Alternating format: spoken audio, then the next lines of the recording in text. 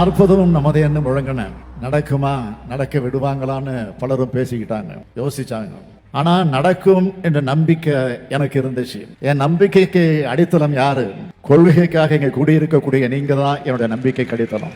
மேடையில் இருக்கிற தலைவர்கள் தான் அந்த நம்பிக்கைக்கு ஆதாரம். ரத்தத்தை வேர்வையா சிந்தி காலத்தை உங்களுடைய கடமைக்காக மட்டுமே ஒப்படைச்சு 40க்கு 40 மட்டும்தான் நம்முடைய இலக்குன்னு நாளும் உழைச்ச திராவிட முன்னேற்ற கழகத்தோட உடன்பிறப்புகள், இந்தியா கூட்டணி கட்சியினுடைய தோழர்கள் அத்தனை பேரும் இருக்கிற திசையை நோக்கி நான் வழங்குகிறேன். இந்த வெற்றி விழா தனிப்பட்ட ஸ்டாலினுக்கு நடைபெறும் பாராட்டு விழா அல்ல.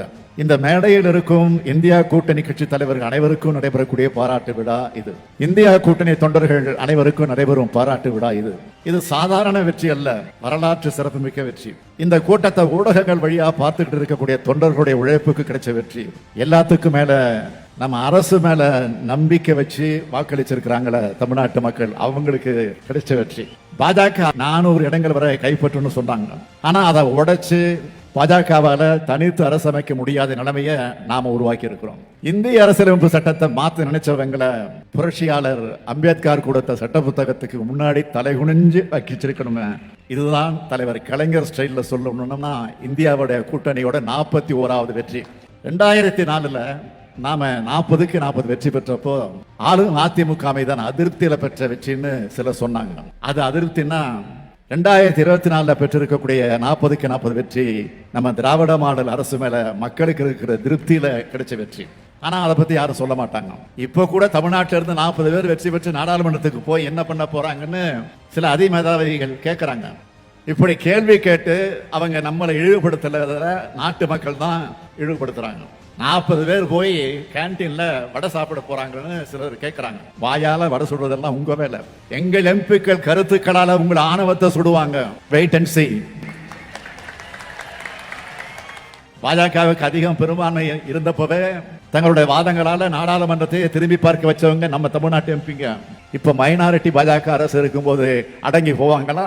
மக்களுக்கான நம்ம குரல் இன்னும் வலுவா நாடாளுமன்றத்தில் ஒலிக்க போகுது.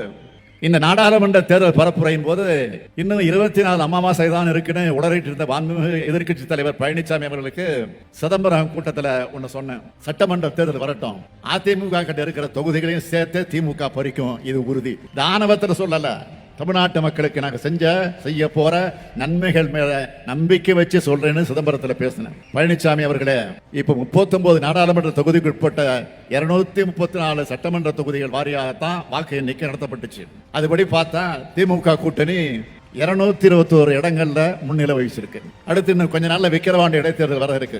அந்த தேர்தலிலும் நம்முடைய கூட்டணி வேட்பாளர் அன்னியூர் சிவா தான் பெருவாரியான வாக்கு வித்தியாசத்தில் வெற்றி பெற போகிறார். தொடர் வெற்றியால் எனக்கு மமதை வந்துடல, ஆணவம் வந்துடல, மாறாக எனக்கு நம்பிக்கை மகிழ்ச்சியும் கொடுத்திருக்கு. நம்முடைய உழைப்பு வீண் போகல என்ற மன நிறைவு கொடுத்திருக்கு. தமிழ்நாட்டுக்காக, தமிழ்நாட்டு மக்களுக்காக இன்னும் உழைக்கணும் என்ற ஊக்கத்தை கொடுத்திருக்கு.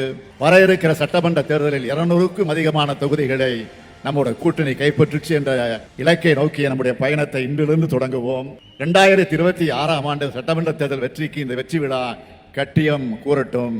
தலைவர் கலைஞர் புகழ் வாழ்க, தமிழ்நாடு வெல்க. நன்றி, வணக்கம்.